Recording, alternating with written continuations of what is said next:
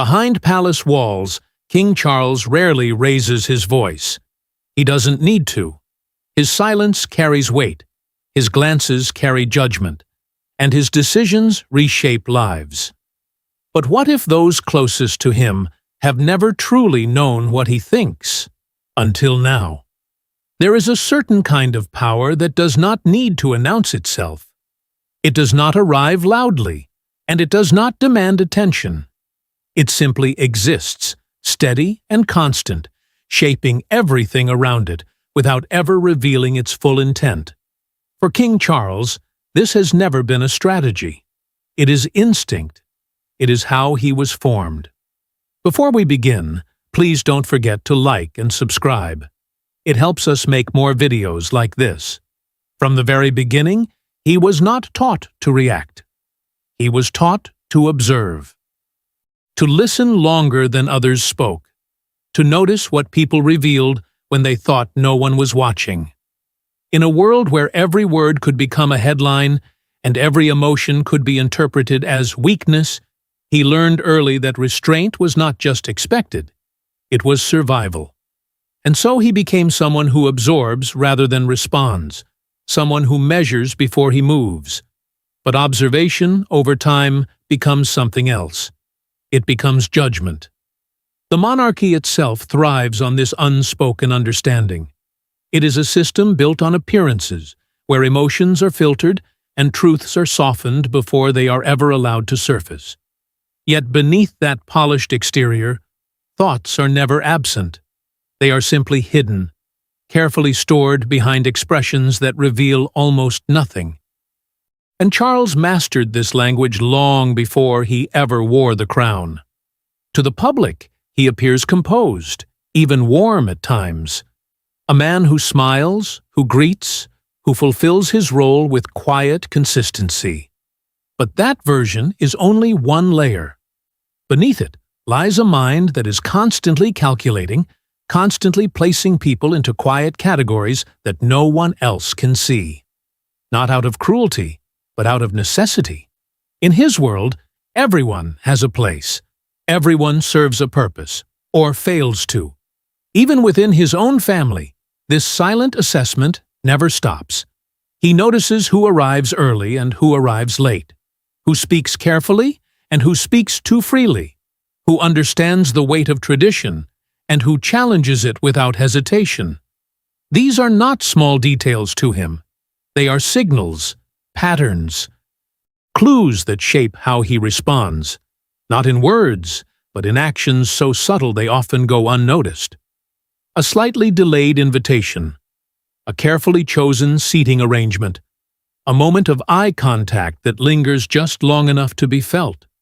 This is how he communicates, not through confrontation, but through quiet adjustment, through decisions that carry meaning without explanation. And over time, these unspoken choices begin to reveal something deeper. Because beneath the discipline, beneath the duty, there is also something more complicated. A lifetime of expectations that were never fully met. Relationships that never unfolded the way they were meant to. Disappointments that were never expressed, only carried. These are not things he speaks about. They are things he remembers. And memory, for someone like Charles, is not passive. It shapes how he sees people, how he trusts them, how he distances himself from them without ever making it obvious. Every relationship in his life exists within this quiet framework, defined not by what is said, but by what is withheld. And that is where the real tension lives, not in conflict, but in silence that stretches over years, even decades, leaving others to interpret what was never explained. Because in the end, what Charles does not say often carries more weight than anything he ever could. And if silence is his language, then the first person he learned to measure with it was his own heir. To the world, William is the perfect successor. But to Charles, he is something far more complicated, both pride and quiet threat. Because what happens when the future king begins to eclipse the present one long before the crown is ready to pass?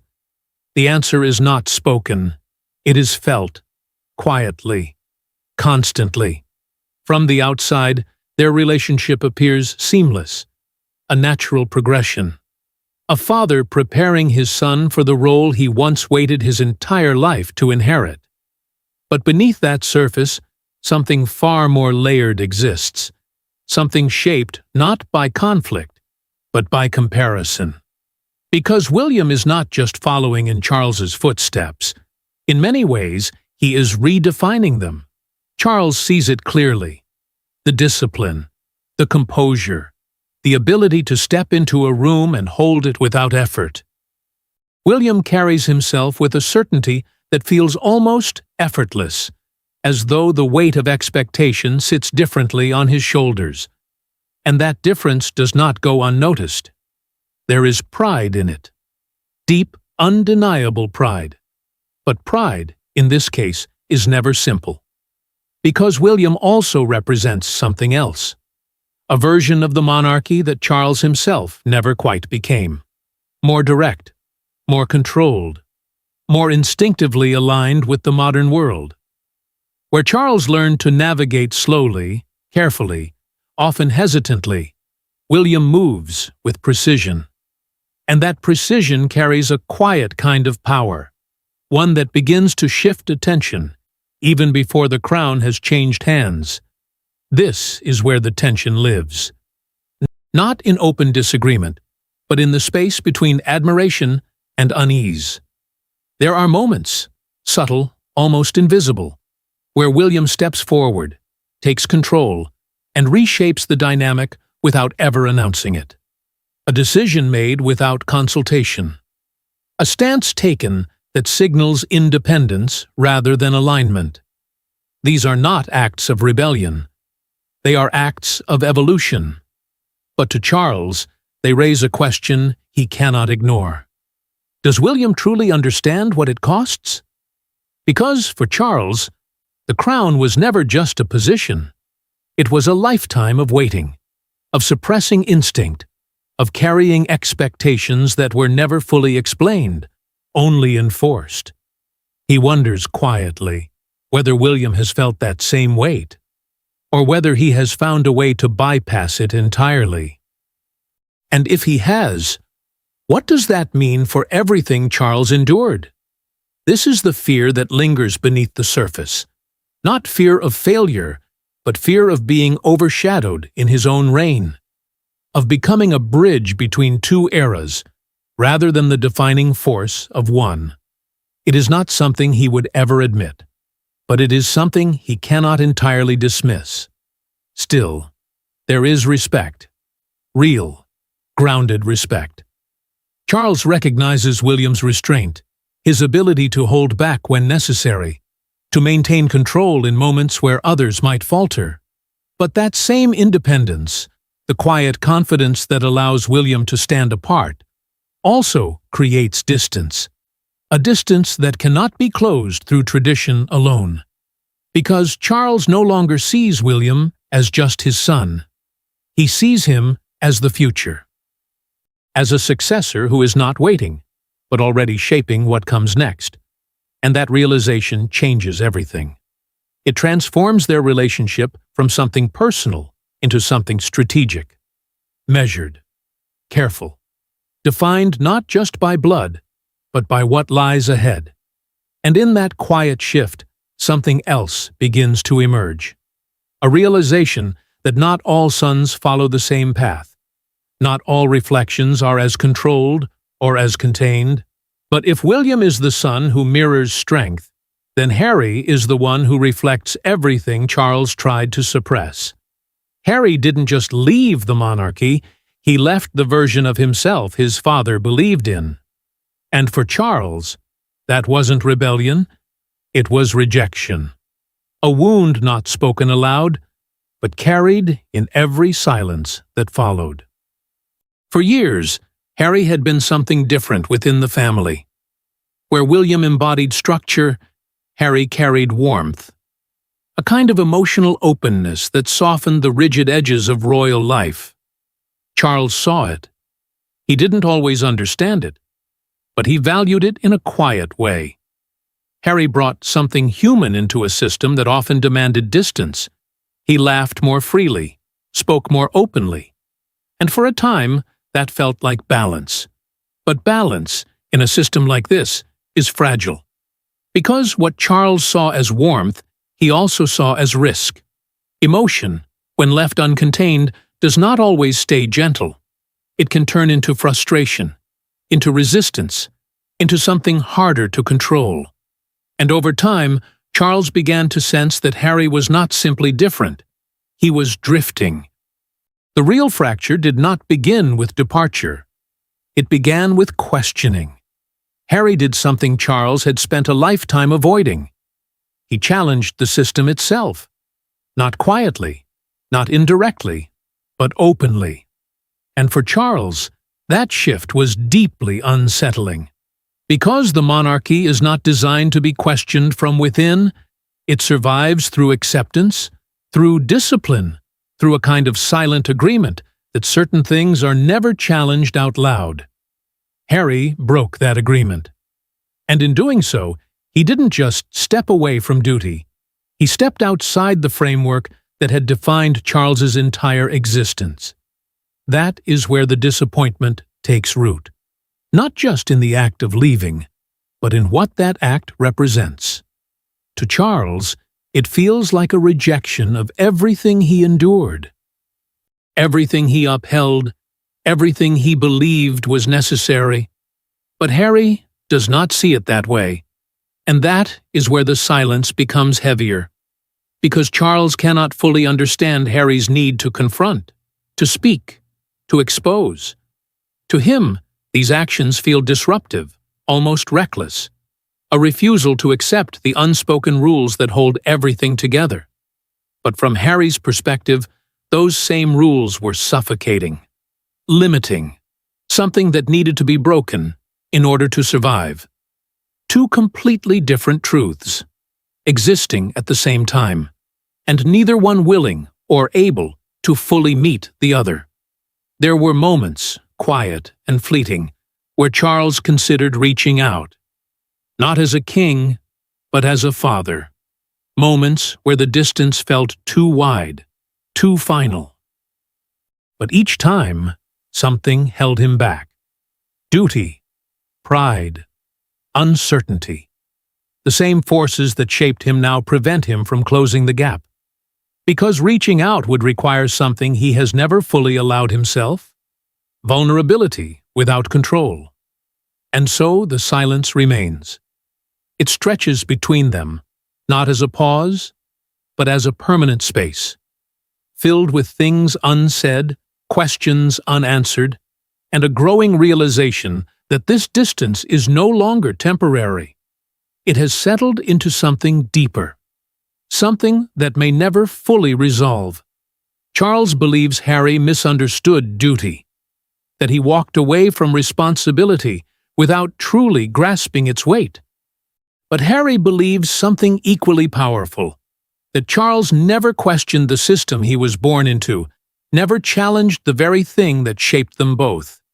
And between those two beliefs, there is no easy path back.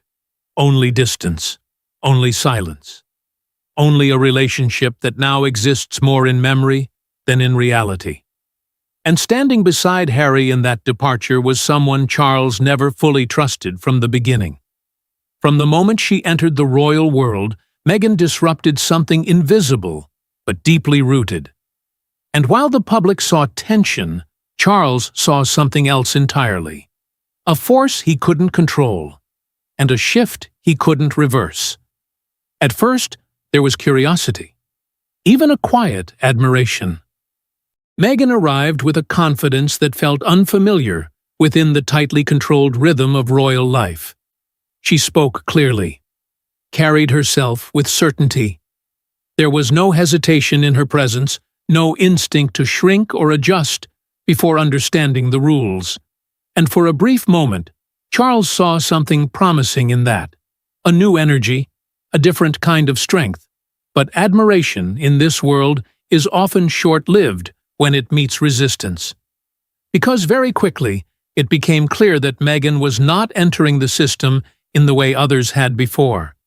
She was not studying it from a distance, slowly absorbing its expectations. She was moving through it directly, questioning it, reshaping it as she went. And for Charles, that shift was not just noticeable, it was unsettling.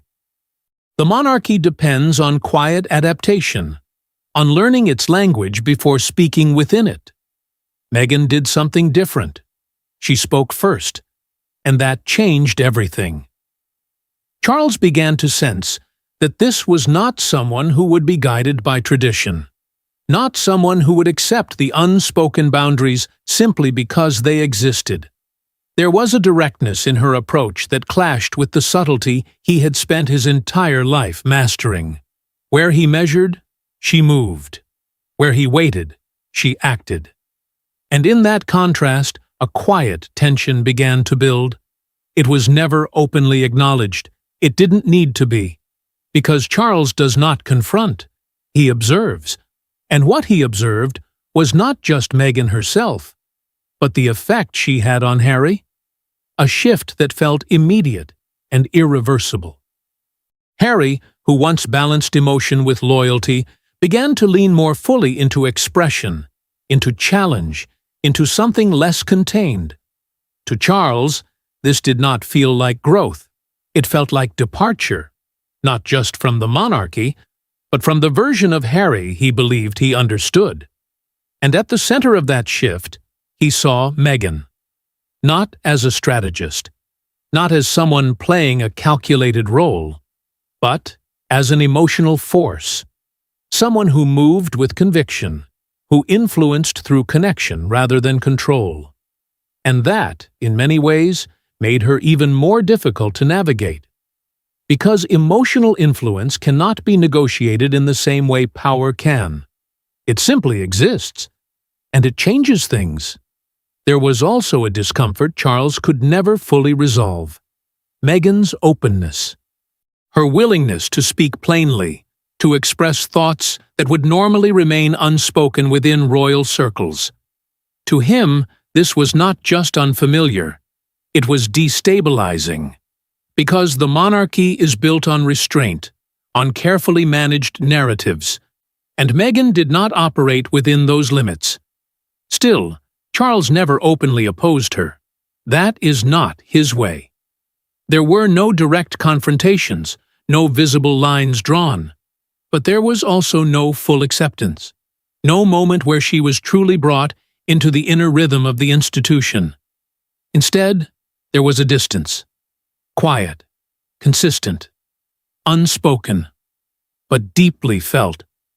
Because in Charles's mind, Meghan represented something larger than herself, a turning point, not a temporary disruption, but a permanent shift.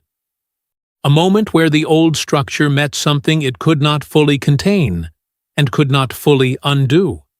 And once that shift happened, there was no returning to what came before, only moving forward with a new awareness that the system was no longer as controlled as it once seemed. And that realization lingers, because within a system built on stability, even one irreversible change can alter everything that follows. Yet within the palace, there is one person Charles sees as something entirely different. Not disruption, but stability. In a family filled with tension, Catherine moves differently. She doesn't demand attention, she absorbs it. And for Charles, that restraint speaks louder than anything else, revealing a kind of strength he both recognizes and relies on. Where others create movement, Catherine creates balance. It is not loud, it is not dramatic, it is steady. And in a world that often feels shaped by pressure, expectation, and quiet conflict, that steadiness becomes something rare, something Charles notices immediately, and values more than he ever says aloud. From the beginning, he saw in her a kind of composure that cannot be taught. It is not about perfection. It is about control. the ability to remain centered even when everything around her shifts. Catherine does not react quickly. She does not overextend. She measures her presence, her words, her timing, and in doing so, she aligns herself with the rhythm of the institution rather than pushing against it. That alignment matters, because Charles understands how difficult it is to exist within a system that demands both visibility and restraint at the same time. Too much presence becomes overwhelming. Too little becomes irrelevant. Catherine seems to understand that balance instinctively. She steps forward when necessary and steps back without resistance. There is no struggle in it, no visible tension, just a quiet awareness of where she fits and how to hold that position without losing herself. And that is what sets her apart. She adapts, but she does not disappear. Charles sees that clearly. In a family where identity is often shaped by the role itself, Catherine maintains something steady beneath it all, a consistency that does not shift with public pressure or private expectations.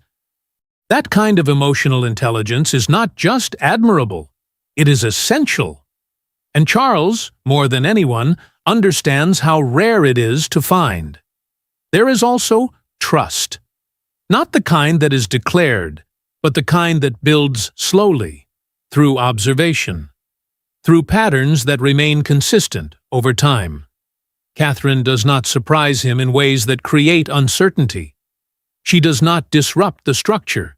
Instead, she strengthens it, quietly reinforcing the foundation without ever drawing attention to the effort. In her, Charles sees something that feels increasingly necessary for the future. Stability. Not as an absence of change, but as a controlled presence within it. The monarchy, as he understands it, cannot survive constant disruption. It requires figures who can carry its weight without adding to its strain. Catherine does that. She supports William not by stepping into his space, but by standing firmly beside him. And that distinction matters more than it appears. Because for Charles, the future is not just about leadership, it is about continuity, about ensuring that what comes next does not fracture under pressure. And in Catherine, he sees a continuity that feels reliable, predictable in the best possible way. A presence that does not challenge the system, but strengthens it simply by existing within it so naturally. There is a quiet reassurance in that, a sense that not everything is shifting, not everything is uncertain, and perhaps that is why his respect for her runs so deep. Because in a life shaped by complexity, by tension, by relationships that never fully settled, Catherine represents something simpler, something grounded, something that does not need to be questioned. But not all strength comes from calm, and no one tested Charles more deeply than the woman who once stood beside him. Long after her absence, Diana remains the unspoken presence in every room Charles enters, not as a memory, but as a comparison. Because no matter how much time passes, there is one question Charles can never fully escape. What did she see that he didn't? For Charles, Diana is not a chapter that closed. She is a chapter that never fully resolved. A story that continues to echo, not through words, but through the way it reshaped everything that came after. He does not speak about her often. He does not need to, because her presence lingers in ways that cannot be dismissed, only carried. She was, in many ways, the opposite of everything he had been taught to be. Where he was measured, she was instinctive. Where he was restrained, she was expressive. And in the beginning, that contrast felt manageable, even complimentary. But over time it became something else, something neither of them fully understood while it was happening.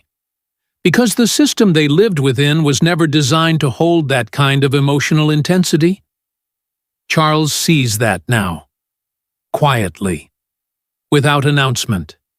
He understands that Diana felt deeply, in a world that demanded distance, that she responded emotionally in spaces where emotion was meant to be controlled. And while he does not dismiss her for that, he struggles with it still. Because to him, unpredictability was not just difficult, it was destabilizing.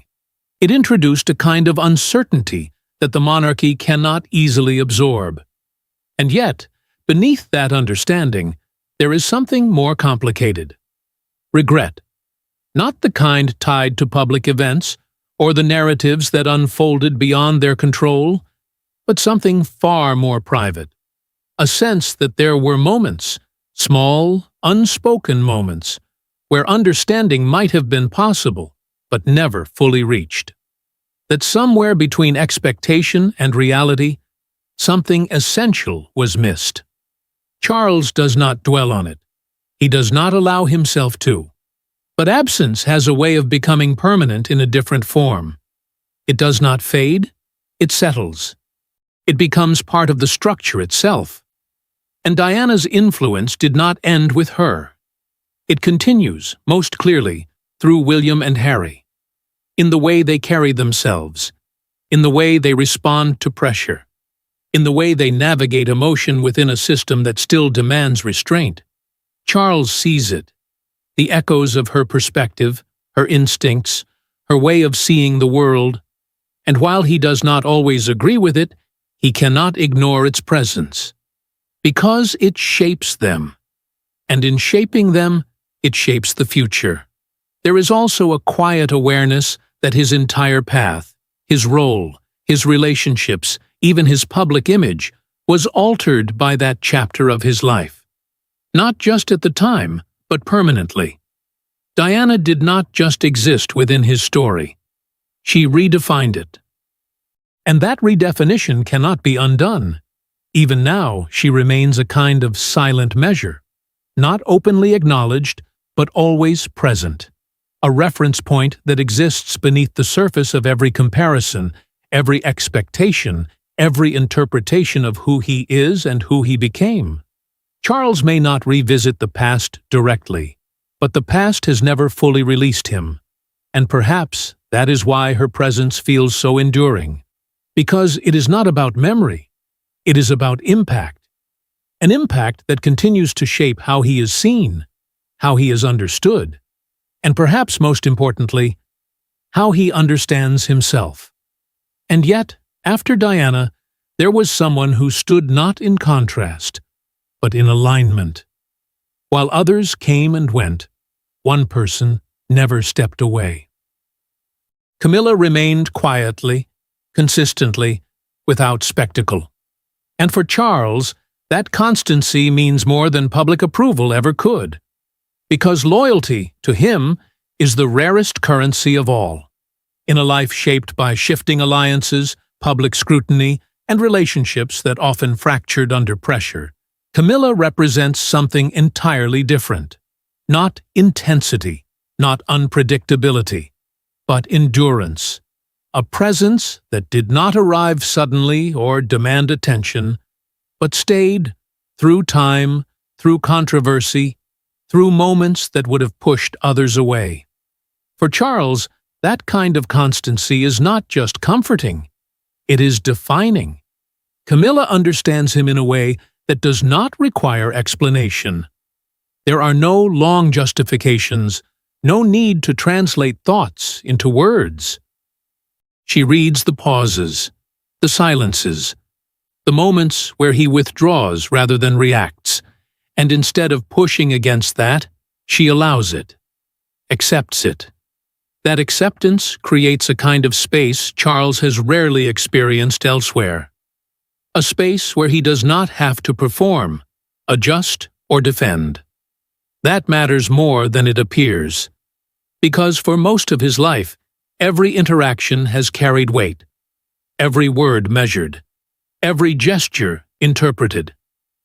Camilla removes that pressure, not by changing the system, but by existing comfortably within it. She does not resist its structure. She does not challenge its boundaries.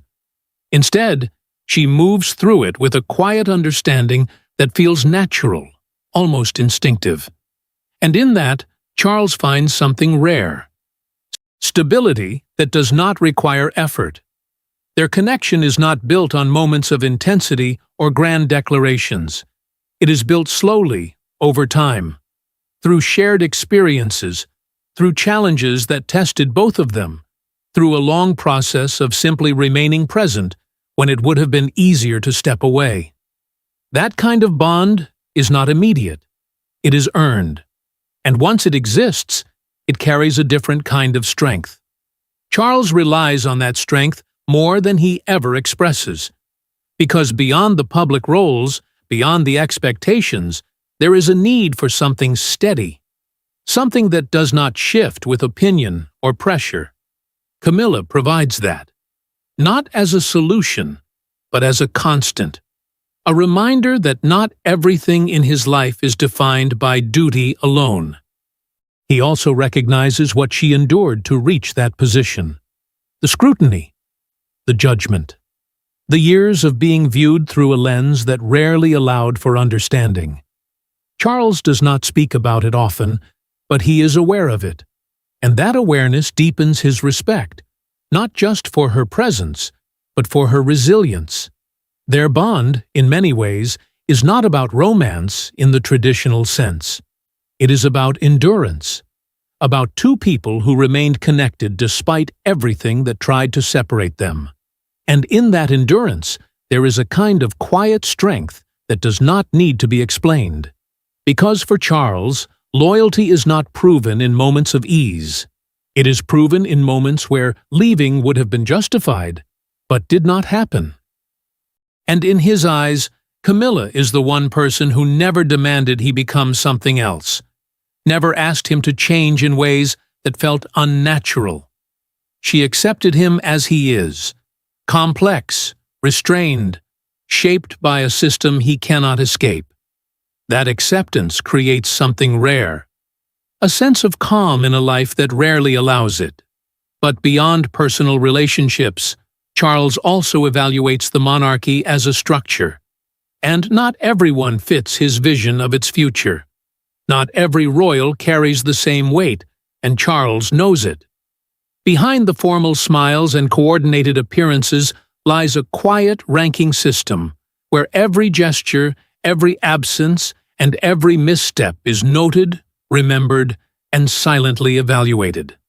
Because beyond family, beyond emotion, there is something else at work: a structure.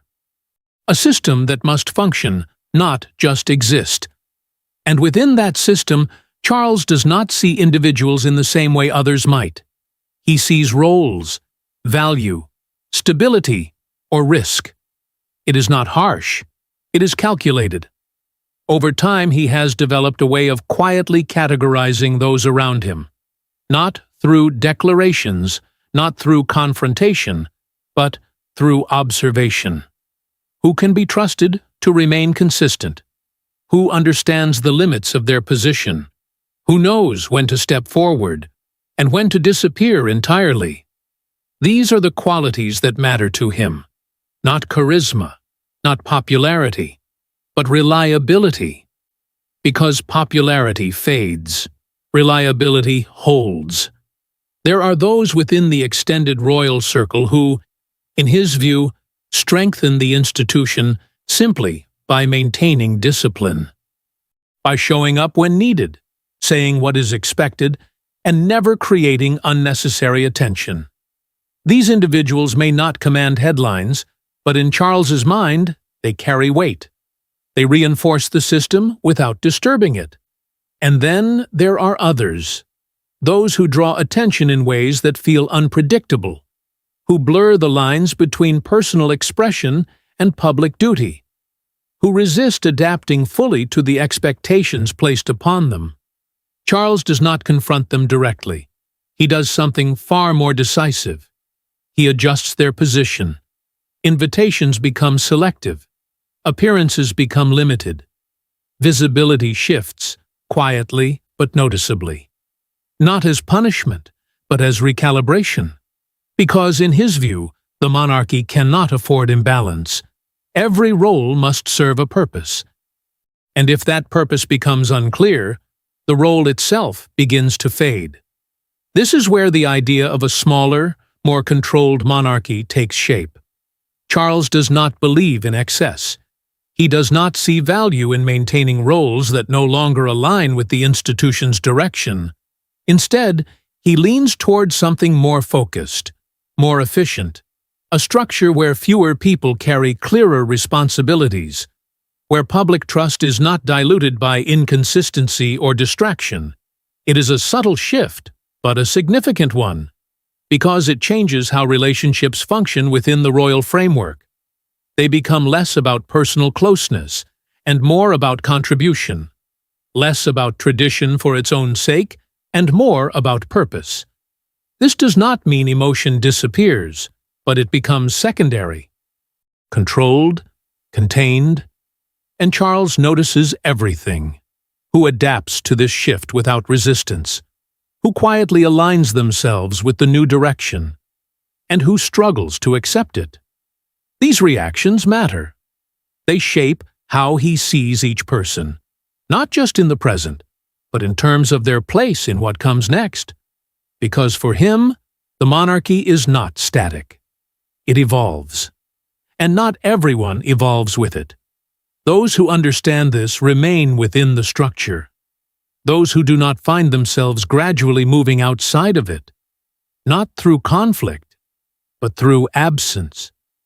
And as these quiet adjustments continue, something larger begins to form. A pattern. A design that reflects not just individual judgments, but a broader intention. Because this is no longer just about people. It is about the future.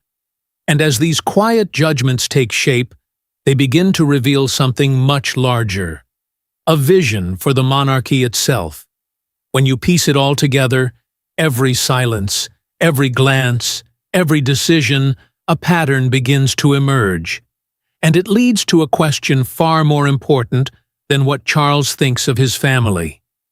What kind of monarchy is he quietly building in their place?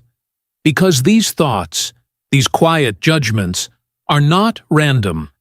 They are not isolated reactions to individual moments. They form something larger, a direction, a blueprint that does not rely on announcements or declarations, but on subtle shifts that slowly redefine everything around it. This is not a monarchy rooted only in tradition anymore. It is a monarchy in transition. Charles understands that survival does not come from holding on to the past exactly as it was. It comes from shaping it into something that can endure. And in that process, emotion becomes something he cannot afford to prioritize. Not because it is absent, but because it must be controlled, managed, contained. Emotional distance for him is not coldness, it is protection. A way to make decisions that are not clouded by personal attachment. A way to maintain stability when everything else begins to shift. And that distance has quietly transformed how he sees the people closest to him. Not just as family, but as parts of a larger structure that must function without failure. This is where the shift becomes clear. The monarchy, in Charles's vision, is no longer centered on family dynamics alone. It is centered on purpose, on discipline, on a system that moves forward with precision rather than sentiment. And in that system, not everyone holds the same place they once did. William and Catherine stand at the center of what comes next, not because they are simply next in line, but because they represent something Charles believes is essential. Control without rigidity, presence without excess. They carry a version of the monarchy that feels stable, measured, prepared for the weight that will eventually fall entirely on them. But even within that stability, there is absence. Harry's departure is not something that can be quietly replaced or restructured. It is a fracture. One that does not heal simply with time.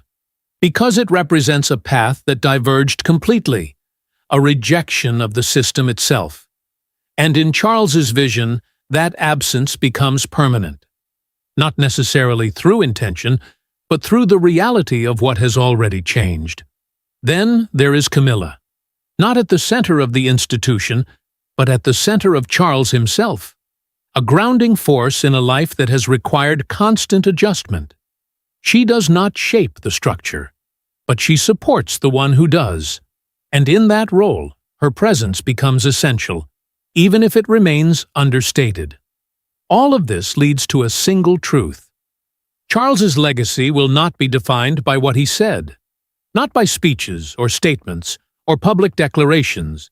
It will be defined by something quieter, by the decisions he made when no one was watching, by who remained within the structure and who did not, by what he chose to preserve and what he allowed to fall away without resistance. Because in the end, that is where the real transformation happens. Not in moments that are announced, but in moments that are barely noticed until it is too late to reverse them. And when the full shape of that transformation finally becomes visible, it will not feel sudden. It will feel inevitable, as if it had been forming all along, hidden within the silence, waiting to be understood. And in the end, the most revealing truth may be this: what Charles never says is exactly what defines everything.